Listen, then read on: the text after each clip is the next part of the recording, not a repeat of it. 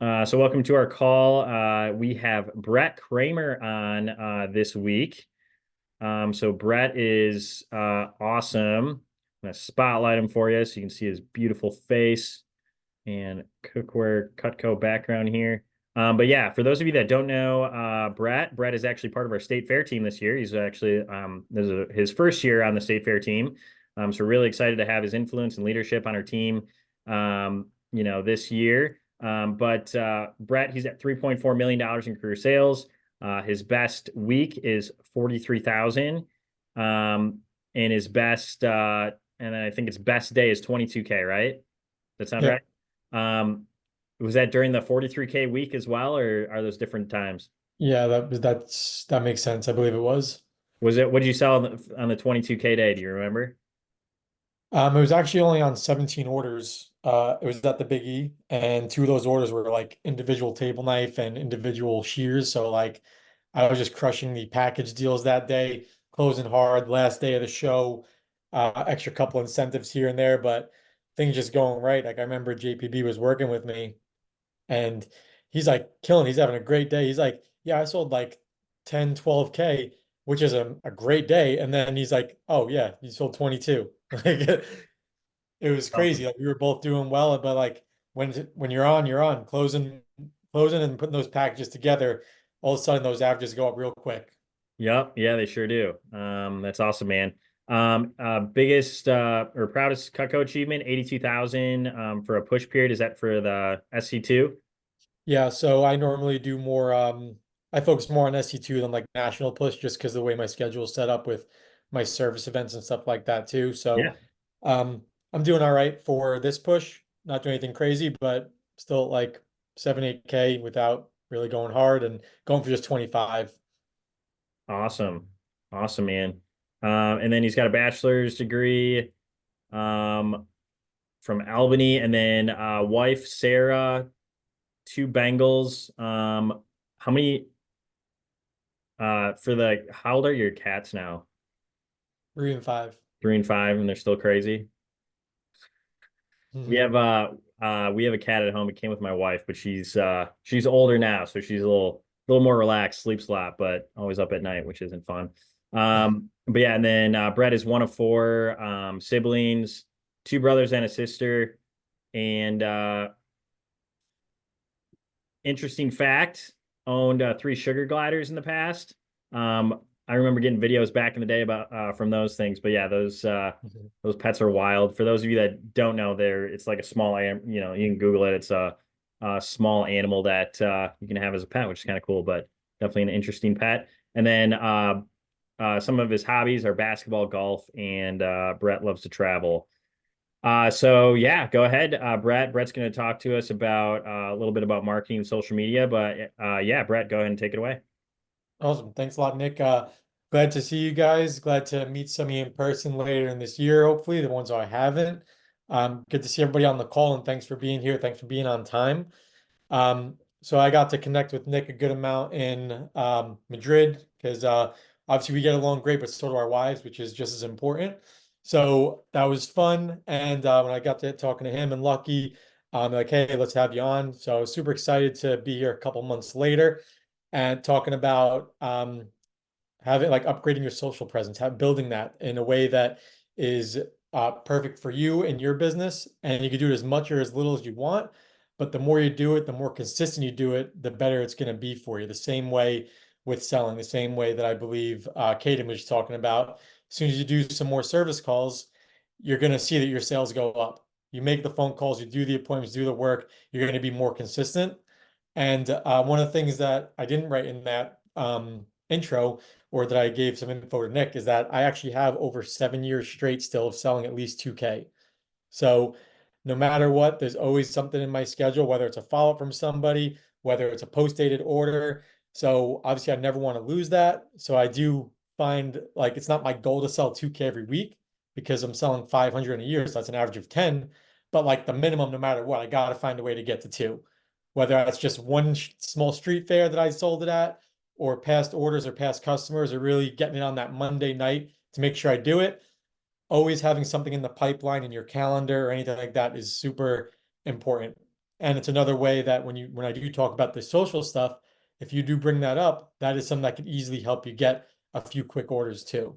So I just wanted to preface it with that. So I know I'll be going till about 1:40 then, right? Nick, about like half hour. And then if there's some Q&A after, remember, write your stuff down.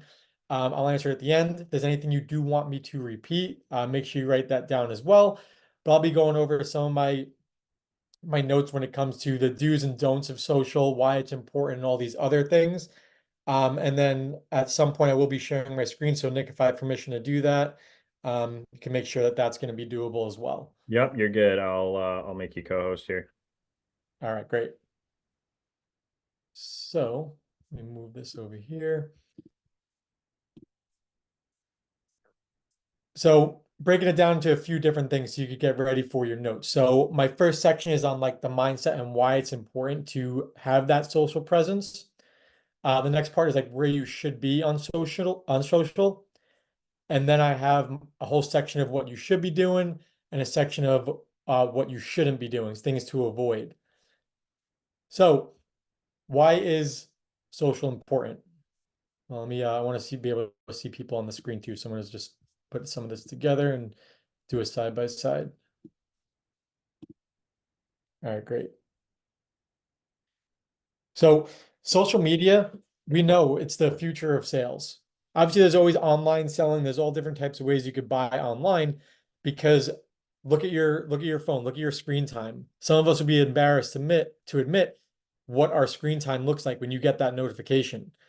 Now, obviously, could be a little bit different from us being outside sales reps, using our phones for every single thing, GPS, but you know, obviously at the end of the day, most of that time was on your phone. You're probably on social, you're probably making some calls. It's a mix of everything. But that's where you're getting all the ads as well.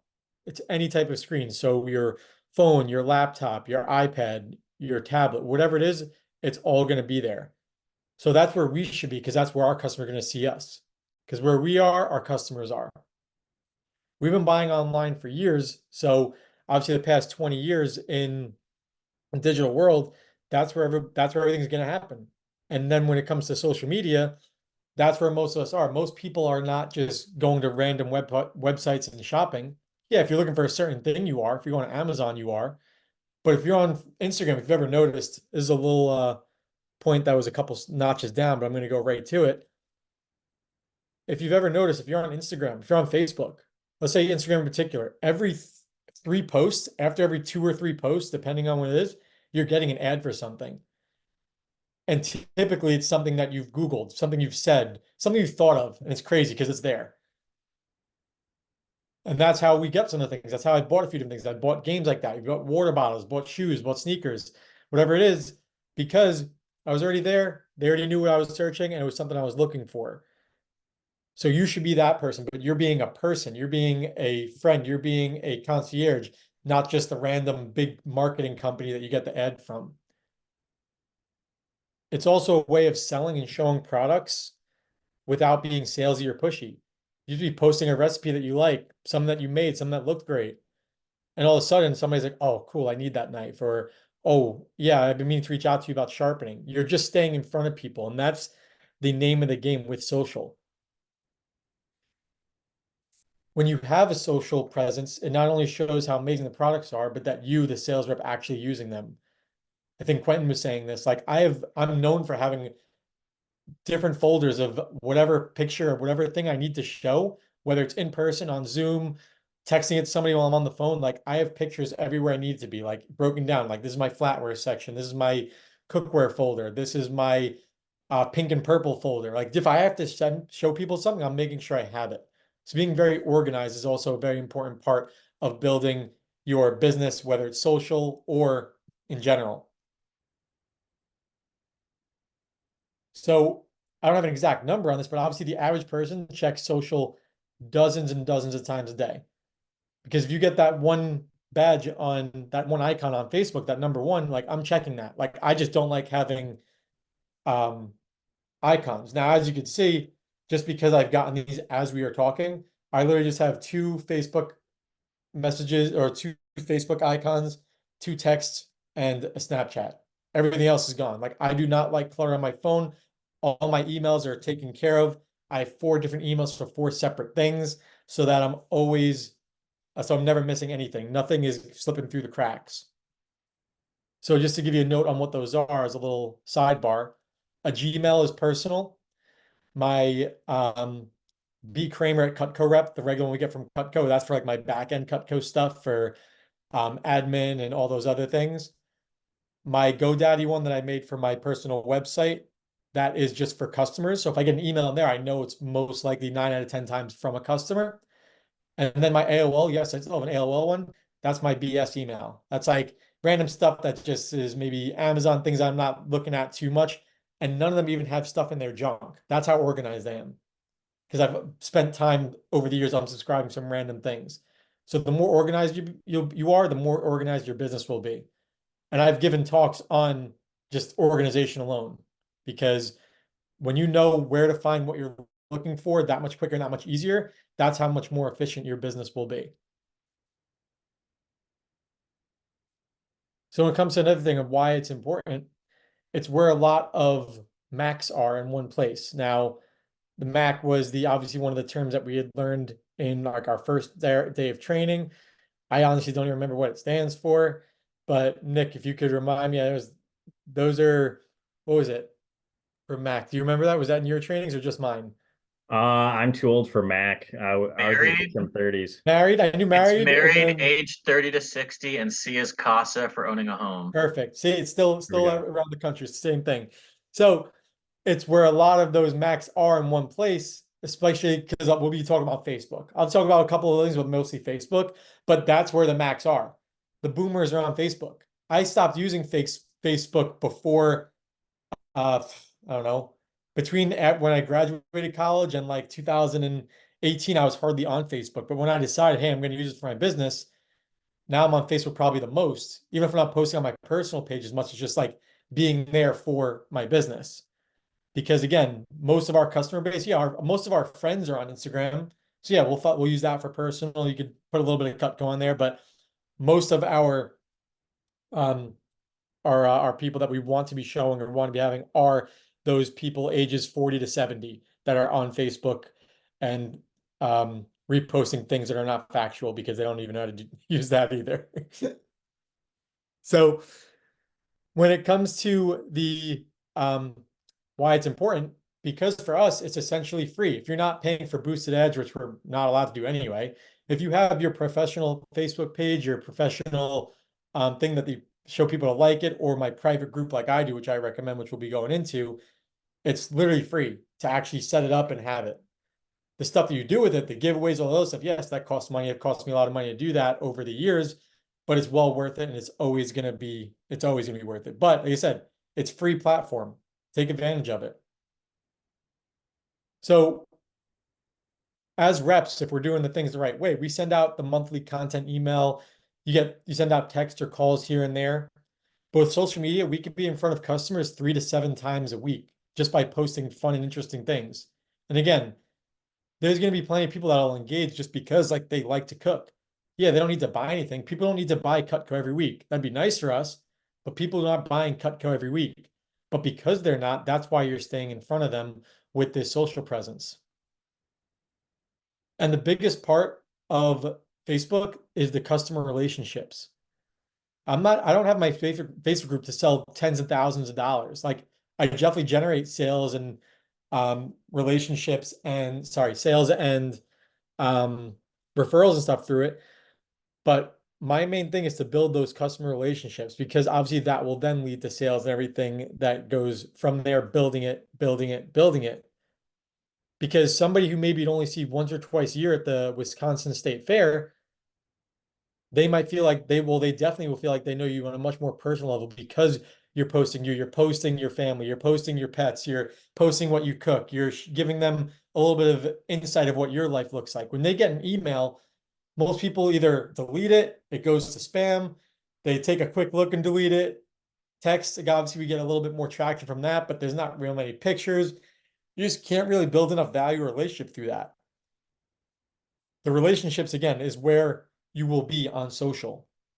That's why I've been such a big advocate for it and why I was asked to give a message at Net, if you guys were, some of you were there just in February, the message I gave in 23 was on closing. But then Alicia and everybody else seeing how well I deal with my group is the customer relationships that I have in there.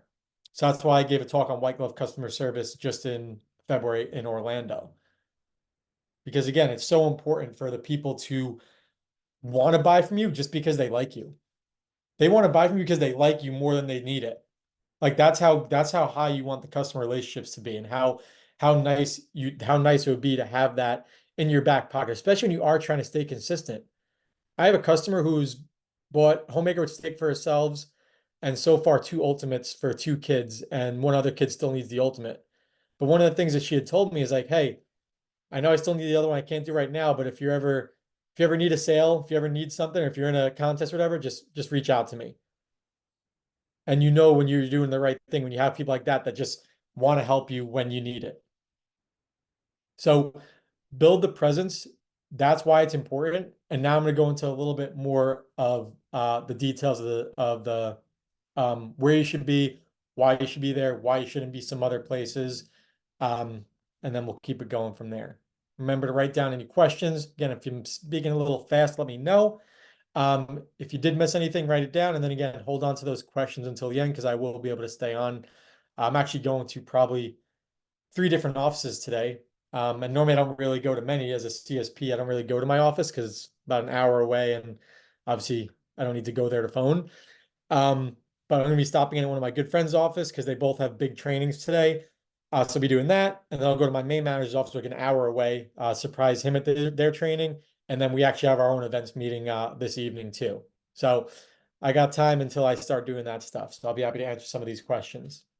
So for where you should be, as you probably know and probably could guess, Facebook is the #1 place you should be working on your social media brand.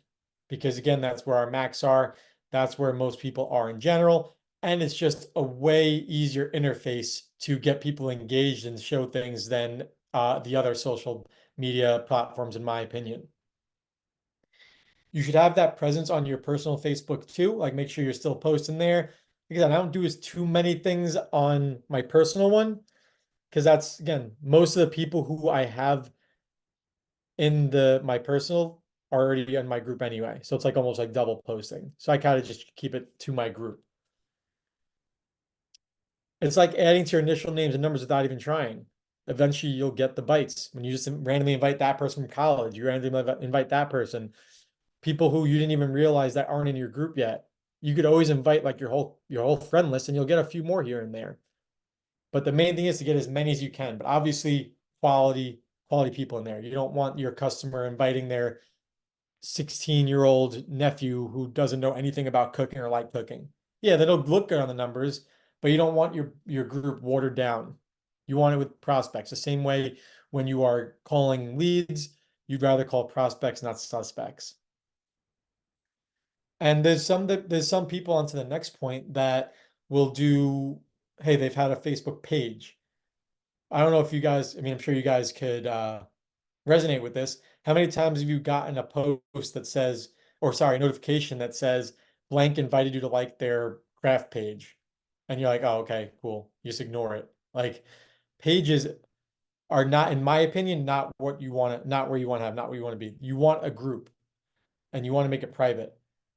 The private Facebook group is the game changer because that's where you control who's allowed in and what is posted. It creates a community of people that all have at least one thing in common, and that's you. So you want to make sure you're doing stuff the right way. If you have a page, great, keep it. If you've already built it, that's fine. I just like the private group better because I believe it's, again, a better interface and a better way to communicate and get a community together in something like that group. Because people will join groups on Facebook for anything. Their neighborhood group, a cooking group, the cars group, the barbecue group, whatever it is. What's one extra that they have a chance to win some free Cutco and get updates on where you're doing sharpening, your events, and all the stuff that people do value and appreciate. When it comes to Instagram, I think Instagram's okay. Might get better over the years, but I believe that's more for, again, our friends more so than our clients. Both a lot of us being in our 20s, 30s, some 40s maybe, it's like that is also where some of our clients will be. I've had friends from college reach out and buy knives from me because they know that I've been doing this since college. Yeah, if you're 20, 21, yeah, the kids, your friends might not be in the position yet, but the longer you do this, the older you get, all of a sudden you see your friends moving into apartments, buying houses, having families, and this is the stuff that they need. So make sure you're staying in front of them as well. I definitely don't recommend TikTok. Um, it's a great way to like make content, but I don't think it's a great place to be because again, real tough to engage. And a lot of time, I assume you're going to get the people who don't know what they're talking about or had a bad experience with Cutco. And all of a sudden, that top comment, which has 7,000 likes, is, "Oh, this is a scam. This is a sex trafficking." Like all this stuff that you would see online about Vector or Cutco that aren't true. You're going to get that stuff from kids who just want to say stuff on the internet. So I don't believe TikTok is a good place to sell or market, but maybe a good place or a good thing to make content. Although CapCut, one of those things that I found out from TikTok is a very good video editing content because I believe you should be making your own content because it gives much more value when you're the one using it, when you're the one showing it, rather than, hey, here's a YouTube link. The amount of likes and posts and comments and interaction I'll get on something that I've made compared to just a YouTube link that I'll post. You post a YouTube link or a picture of something that you didn't do, it gets like next to nothing, no matter how many people you have in the group. But if it's something you did, your kitchen, your Cutco, it gets this way more value in that for all those different reasons. Twitter, don't go on there. But just as we're going through some of these different social, they said Facebook, I would say, then Instagram. Other than that, you're pretty much, I wouldn't go anywhere else. And then under this last topic for where you should be, I have in caps, literally in front of the customer. So no matter what that is, whether it's your Facebook, your Instagram, text, email, direct mail, whatever it is, you have to be in front of the customer. That's the name of the game. Our job is to meet more people and be in front of as many people as we can. That's which is why we love events. Like I've been starting to do some more appointments recently. And the reason why I've been able to surpass most of the CSPs in my region, even though I haven't been around as long, is because I was the one who was still committed to doing appointments and the consistency. So I remember the last time I had five appointments in a day. I have five tomorrow. First one being like a business gift lead and then 4 service calls. Couple callbacks, a post-dated order going through Friday, and 2 individual street fairs on Saturday and Sunday. So by knowing that, I already know I have at least a pretty decent week coming up just because of that activity, because I'm staying in front of the customers and doing what I can to stay in front of the customers. And then back to what I was talking about with my pushes, my service events are typically in July during the push, and then I also do promote sharpening at the mall. So I pretty much do those 2 times a year.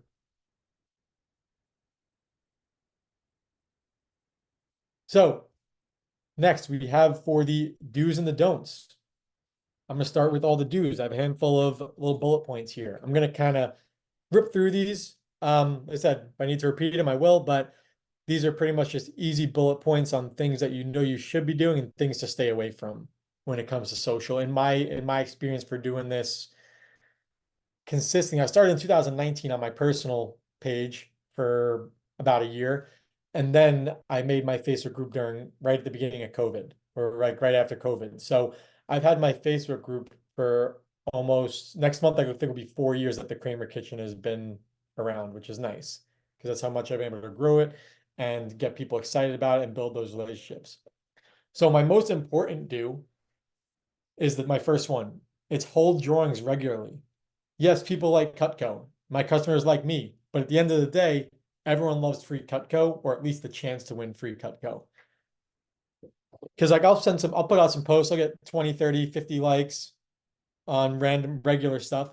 But the giveaways, that's where I'm getting 100, 200 plus. And it doesn't matter how many people you have in your group. If you're not getting any engagement or not the engagement you'd like, then it's not really doing the job. Same way, like you could have a bot on Instagram, like it has 4,000 followers, one post, and they're all fake. Like it's just some of those things. Like it just doesn't matter. The numbers, whatever numbers they are, you have to have something to back it up. So make creative content.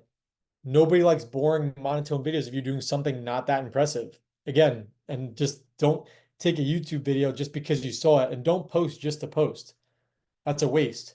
Make sure it's delivering value. Make sure it's to be something people like. Whatever it might be, just don't post just to post. If you don't cook or if you don't like to cook, learn or at least do something. That's what our whole job is. We sell knives, we sell cookware. Like our job is pretty much everything you want to do in the kitchen. So if you're not in there as much, make an effort to be in there a little bit more. Create the cooking videos that the customers get value out of.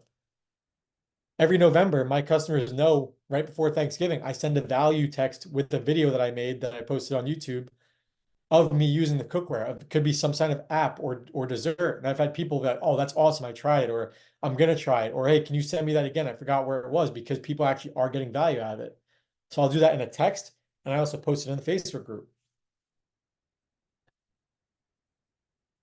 Try to bring as much value to your group as much as possible. The more value you bring, the more your customers will be inclined to buy.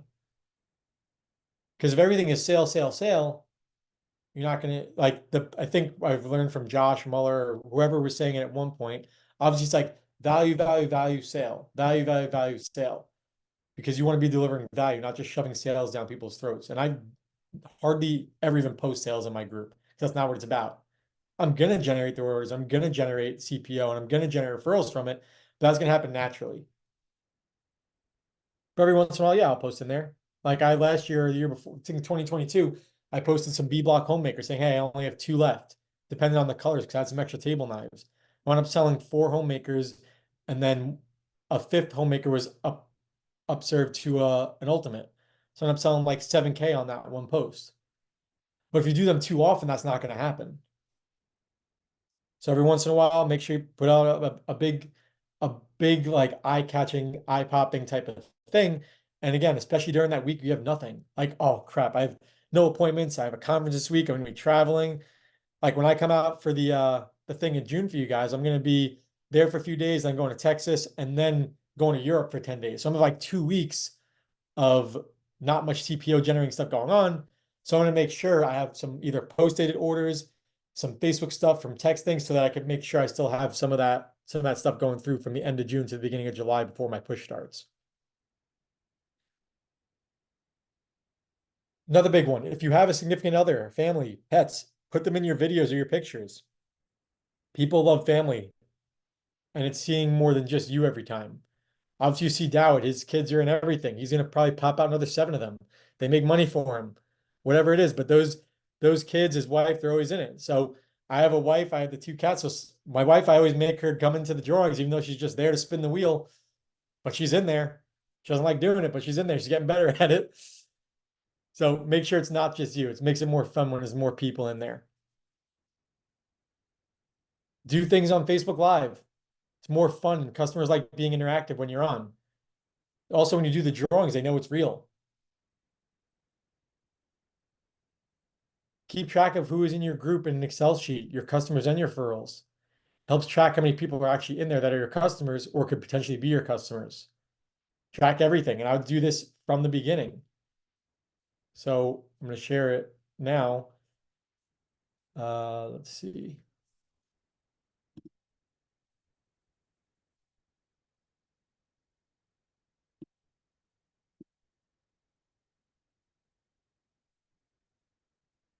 Where is it? If I could find it, I would. In 1 second.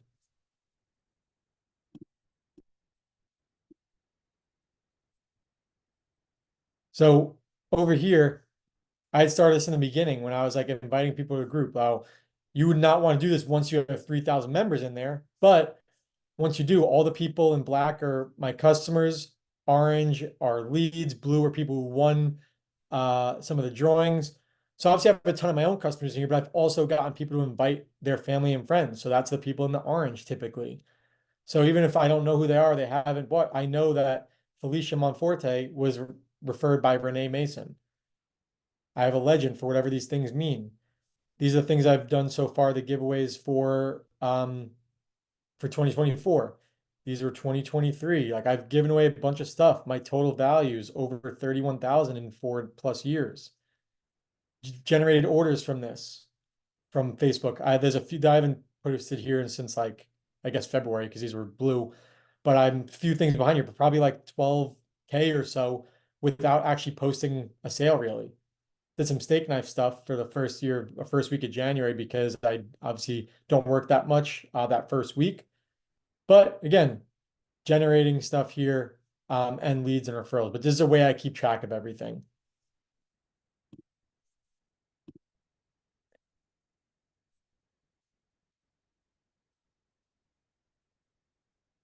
This thing went away. Oh, here it is. So again, you don't have to be that organized. That's just me, as you could tell. Now, when it comes to when you should be posting, I've done some research on it. The best time to post is during the week around midday. Tuesday to Friday have the highest level engagement. Weekends, there's um, not as many people going on, or they're doing other stuff, but it's just what I found out. And then I like my sweet spot is 3 to 5 times a week. So that you're relevant, but it's not overwhelming. So that again, you're staying in front of them, whether that's a recipe, a giveaway, whatever it might be. I like 3 to 5 times. I've typically probably been staying like 3 to 4. Like you see, if you'll see Dawid, like we have different kind of rules when it comes to what we do. He posts a lot more. He posts a lot of sales. Like he's gives the best deals in Cutco. We all know that. That's not what mine's about. So I like that sweet spot of 3 to 5 as to not get too overwhelming or just be in front of like in people's faces. Because that's where I feel like it seems like that 3 emails you get a day from Target or Walmart or Men's Warehouse, whatever it might be. Like those are the things that like, hey, I get too much of this. So I just don't want to be that. I don't want to be that person. Everybody has different mindsets on it. Get people excited about inviting their friends and family. Like I've done drawings for people to invite people because it's very hard to grow the group once you're at like a pretty significant number. So I'm over 3,000 members now. Dowd, I think, has like 6+. But again, he has like, I don't know, 8 times more customers than me, doing it 2 times longer. But I know that when people think of social, what I've heard at conferences or whatever, it's like they think of myself and Dowd, which is great. Because again, I've been trying to pioneer this from the beginning since the last few years, since social has gotten popular with Cutco reps. And lastly, for the dues, have fun. We're not an actor, but try to be enthusiastic. I'm pretty monotone, if you can't tell, sometimes. But put on that persona. It makes people enjoy it more. And again, the more likable you are, the more you're going to sell. And at the end of the day, we want the CPO. We want to build those relationships. So like just this morning, I posted at 10, a little after 10 a.m., so less than 4 hours ago.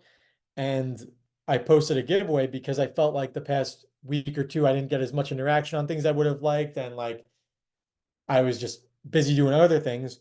But I posted again less than 4 hours ago for a giveaway for the 6-inch vegetable knife. And there's 115 likes on it. And then a bunch of comments on something there because I'm giving people a call to action, like saying, hey, what's your favorite type of vegetable to roast? And just to help the group out more, again, it's a little bit more value. What do you season it with? So I'm getting a ton of people writing in there, not just the vegetable, but like, oh, do it with this, season with that at this degree of temperature, whatever it is. But again, it's giving people value in the group. And I'm even getting some stuff too. I always save stuff for people tell me as well. So have fun, do it, and do it the right way. And then I'll speed through these don'ts because I did not speed through those do's like I said I was going to do because it's 142. But through the don'ts are a lot easier to speed through because these are just things that like, hey, you can probably tell why you shouldn't be doing this. Again, I say don't post every day because then people start to ignore your posts. Don't post the boring content. If you yourself think it might not be a great post, then it probably isn't, and you don't want to waste a post on low quality content. Don't post on weekends unless it's a holiday or you want to acknowledge if something important is going on. I just posted a picture of my family the other day because it was Mother's Day, so that was Sunday. Again, a non-Cutco post, but post still got 50+ likes, and it's just showing more of the family. Don't post anything political. obviously. No need to put that in your private Cutco group. That will just any political nonsense anywhere, never a good thing to do. So keep that off. Don't offer the sales and specials every week. The more sales and specials you promote, the less special they become. Important thing to remember. That's why we don't run 1 million sales a year. We run 2, 3, 4 sales because we don't want to be like those big brand companies that are sending you Kohl's cash for 30% off every single day, whatever it is. Don't be stingy. Don't just give away your promo paring knives. Give away the good stuff. I've given away cookware before. I've given away steak knives. I've given away outdoor knives. I've given away stuff that cost us more than $8 to get. Yeah, start with some of that stuff you want, but always have things in your back pocket, especially some of these specialty items that even for people in the ultimate don't have. Give away that Santoku carver. Like get people excited for even people who have a lot of Cutco. And don't argue on posts if something comes up. Acknowledge it and then bring it to the phone or the Facebook Messenger, whatever it is. Somebody says, "Oh, I have a broken tip and you didn't do anything about it," whatever it is. Like, "Oh, sure, no problem. Let me take care of this. Let me give you a call." Or, "Oh, no, I did send that email on April 14th. Can you check your inbox or I'll resend it?" So making sure that people know that you are doing what you're supposed to be doing.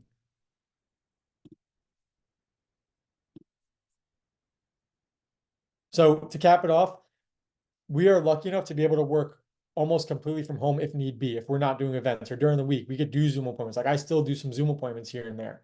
That's why I was able to be successful during COVID. I have stuff that I share online, that I do my inventory customer lists. Like if we wanted to, unless we're obviously physically sharpening or doing an event, we could work from home. We could work from an office. And the way to do that, part of the way to do that is being on social. So make it worth your while. Be seen. If you've been thinking about upping your social media game, stop waiting. Just like Cutco, the sooner you bite the bullet, the happier you'll be in the long run, because it is a game changer. I've given talks on this to my own region and wherever else, like even as early as the past couple years. And then I give this a similar message or something, we bring it up again. And I'm like, "Hey, you guys, how many of you raised your hand that first time you said you were going to start the group? How many of you did?" And nobody did. And then people see like, "Oh, how does he have such great customer relationships?" It's because of this. You're not going to get the relationships through texting and emailing. You're going to get it through social, you're going to get it through staying in front of people, and you're going to get it by being consistent. So that's what I got for you guys. 1:45 on the dot. I do have time for the 15-minute Q&A. If it's shorter than that, that's fine, but I do have the full 15 minutes for anything I could answer for you guys. Awesome. Appreciate it, Brett. This is definitely a different talk than what we have ever heard on with our team. So we really appreciate you bringing the goods because yes, when I think of social media masterminds, it's definitely you and Mike Dowd. So I appreciate you sharing the goods. I had a quick question. How many times do you post? I think I missed it. How often do you post? Did you say 3 to 5 times per week? Yeah, in my message I said 3 to 5, but I probably typically been doing like 3 to 4. Just because one thing I didn't mention with social, everything on your phone is about algorithms. So the more that you post, the more that the customers see your post and are liking or commenting. So you're telling them what to do on the post, the more they're going to see it. That's going to be like the first thing that pops up when they open up their Facebook. So in this thing that I posted today, I said all you have to do is enter the drawing is like this post and then comment your favorite vegetables or whatever as we keep going from there. So I'm giving them directions, a call to action on what to do, not just because it helps me get people into the drawing, but because if they keep engaging with my posts, they're going to keep seeing them more, even if I'm not posting as much. And then second question, how do customers qualify for the drawing? Do you have like a consistent thing, like if they buy that month or something like that? I think I've heard you say that's So in your drawings in the it, past or so it depends. Like one of the drawings I did for the Big E, it was like, "Hey, if you come to the Big E," I did the 6-inch vegetable knife engraved with the Big E logo. It was great. But I was like, "Hey, come to the Big E and we'll do the drawing for this. Wherever if you stop by the booth, no purchase necessary." So that's one way. Most of them are just simply like liking or commenting on something. Because then there's that whole list of people in the comments, and then I pay my sister or an assistant $10 to put it in my drawing wheel to do it live on Facebook. So just depends on what type of drawing it is, but mostly it's like or comment on it. Maybe it's coming to an event, maybe it's whatever, but it's always specified. Awesome. Jared, go for it. Yeah, I was just asking about kind of you explained a little bit about that, but like how you structure your content, like the way that you do it and what you've found has been successful. Like if you're making a post, you want to do this, then this, then this. Like, do you have something like that that you're able to share? So let's say the post that I did today. Actually, I'll go to it so I could share it if we got the time. Yeah, you're good.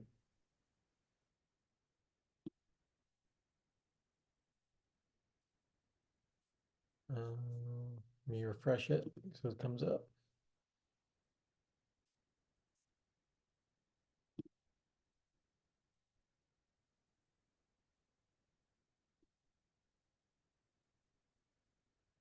All right, so you guys seen it, right? Yeah, we can see it. All right, so next Kramer Kitchen giveaway, the 6-inch vegetable knife coming your way.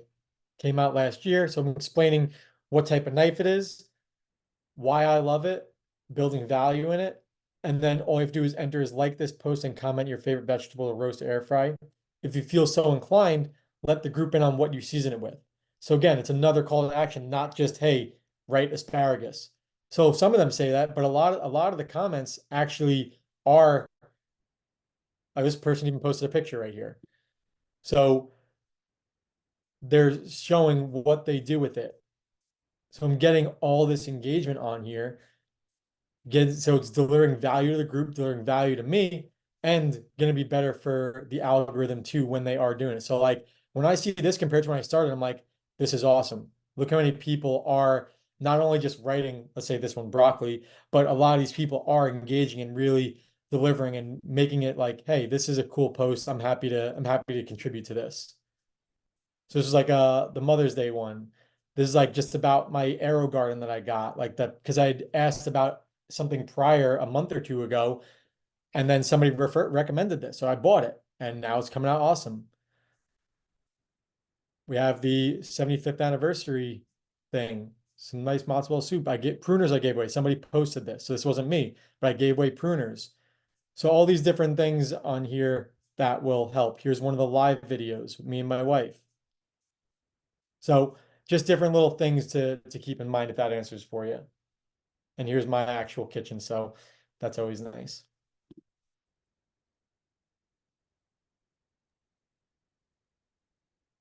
Awesome. Josh Gort, go for it, man. Hey, thanks for the message. Really Yeah. great stuff.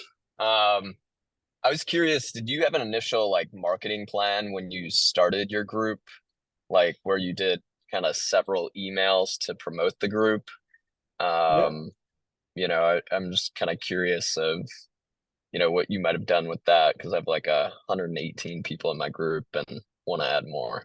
Yeah, so that's a great question because I think I normally do go over that, and I think I guess I might have missed it. So great way to Unless maybe I missed it. no, no, I know I didn't say it. So it's a good question.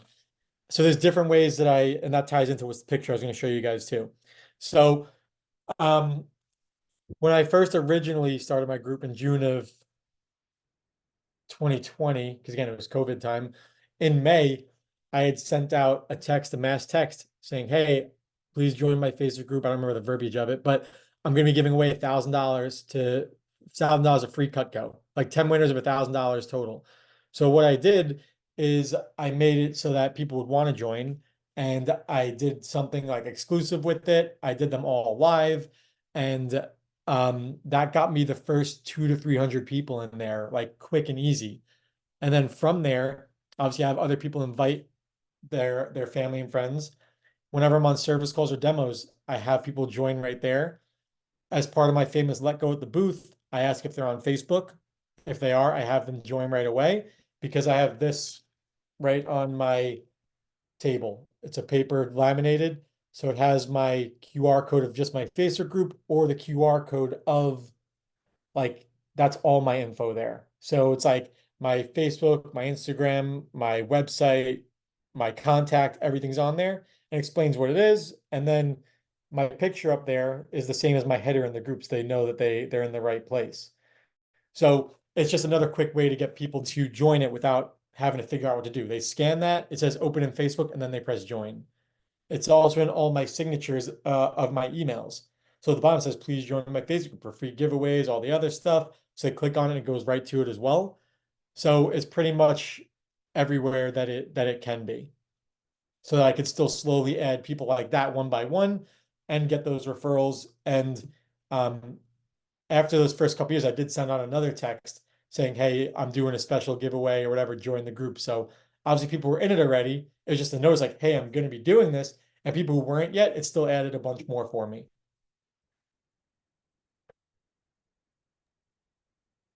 Quick question, Brett. Do you have like when somebody requests to join your group, do you have them like answer a couple questions to decide if you're gonna accept or deny them? Or do you basically just accept everybody? I pretty much accept everybody unless it's like a spam thing. Because again, the more people in the group, the better. And typically the people who are joining, since it is a private group, you can't search it. Well, you can search, but you can't see what's in it until you get accepted. And then I choose whether people get accepted or not because it is private.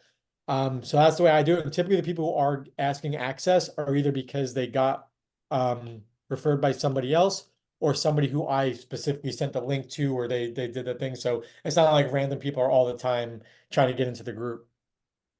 Okay, cool. Any other questions for Brett? Yeah, one last question from me. How do you know who referred who? Like, does it tell you when on the invite or? Yep. So I was just doing my like organizing my list of ticks I hadn't done in a bit. But and that's also how I've done giveaways.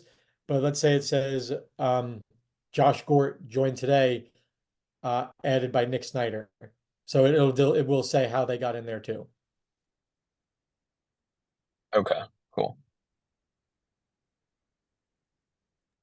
Oh, so basically your customers can invite other people to join. Yeah, that's why there's a bunch of orange in there because it's not just people who I've met at events who didn't buy. Like, because people are like, "Hey, do you have a card?" I'm like, "Well, I still have hard copy cards just because it's a good thing to have. Like, even if you don't use them much, obviously they never really do much, but they don't cost a lot to be able to just like give it to somebody."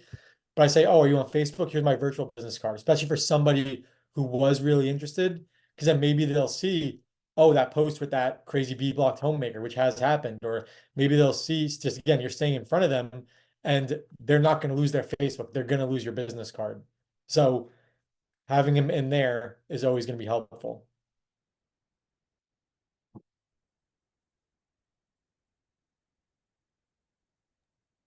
Awesome. Any other questions for Brett?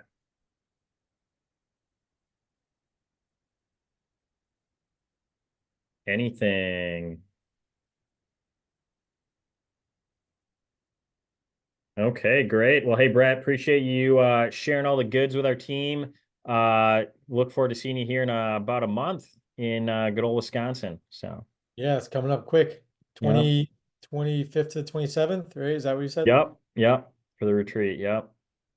All right. And just so I know we could take this offline, but like the meetings on that 26th, like the full day meeting. Yep, you bet. And then yeah, 25th and 27th of travel day. I'm gonna send out a update here shortly to the state fair team. Awesome. Yeah, looking forward to it. Excited for Utah, and we'll go from there. Yeah, for sure, man. Have a good one. All right, everybody. Thanks for having me. And again, if any questions, text, email, whatever, Facebook, whatever you want, happy to answer anything else for you. Appreciate it, Brett. See ya. Thanks, Brett. For those of you that don't know, since Brett is on the state fair team, you can also reach out to him via GroupMe because he is also part of our GroupMe. Just make sure you tag him. But that was awesome. So yeah, who's ready to start a Facebook group? I know I'm definitely a little closer to a yes now than a no. So it's definitely a great way to, keep in contact with customers and stay in front of customers for sure, like he had mentioned. So that was great. Couple updates here. One, if you haven't already sent it, just as a reminder, ROR is due at 9 a.m. tomorrow.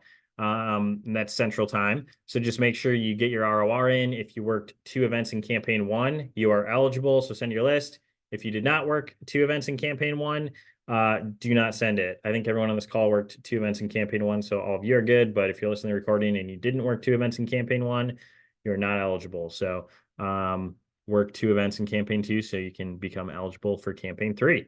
But yeah, make sure you send that ROR list. And then steak dinner standings will be out here shortly as well.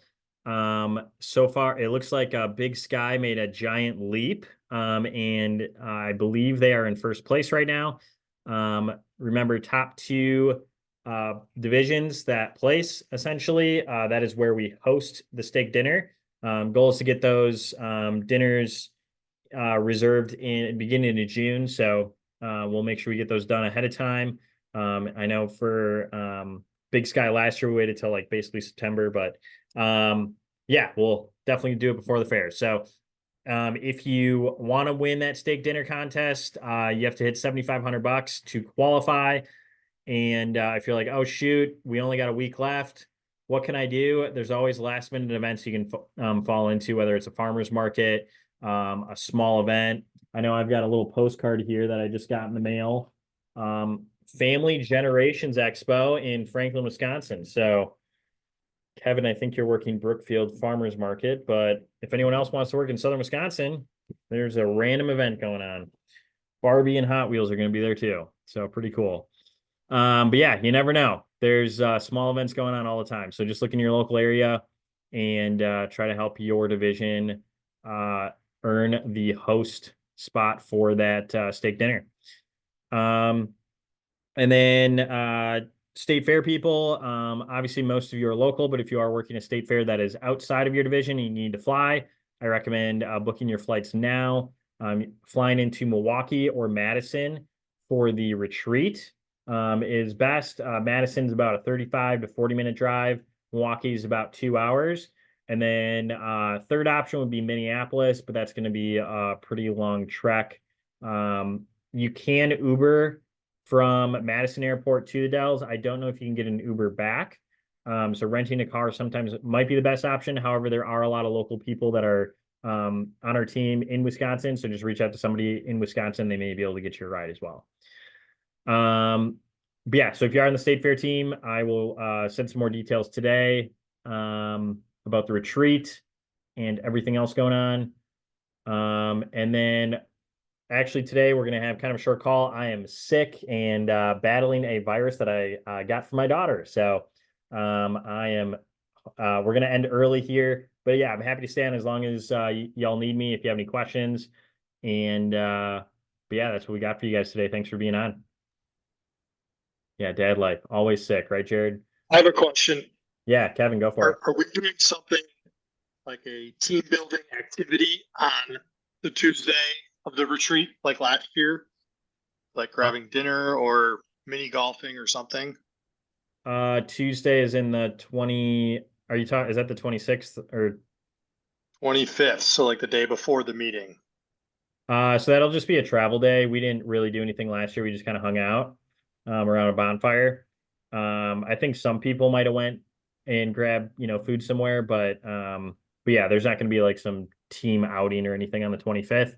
26th, we're going to have a little bit of a longer meeting so we can get more content.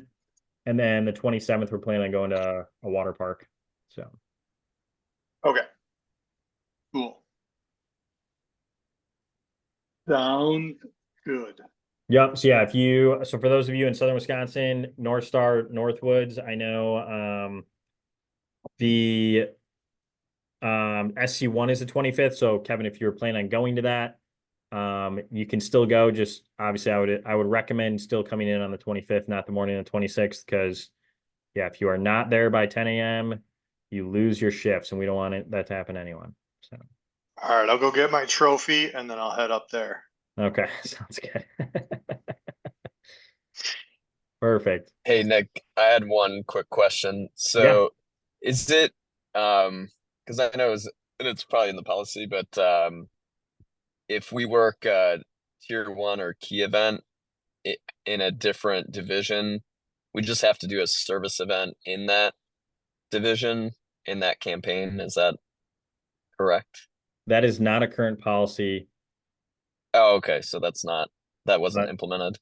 Nope, it was not. So it is recommended, however, but yeah, Yeah, definitely not a policy currently. But yeah, if you're working on like especially like a key event that's like an invite only, I highly recommend because there's usually plenty of service leads that you receive. Tier one, sometimes it makes sense, sometimes it doesn't, but yeah, definitely invite only events. It is definitely recommended. cool. But yeah, not required, just recommended. So nobody's gonna be knocking on your door if you don't do one. Thank you. Awesome. Any other questions?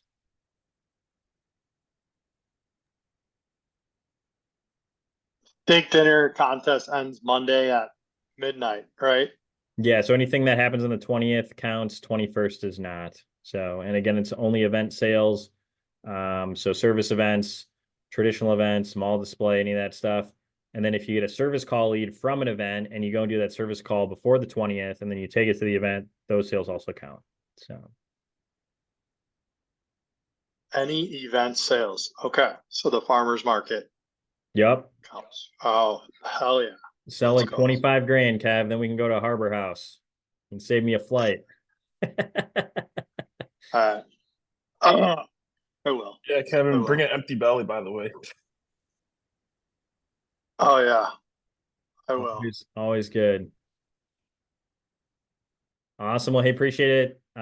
We'll see you guys next month for the team phone call.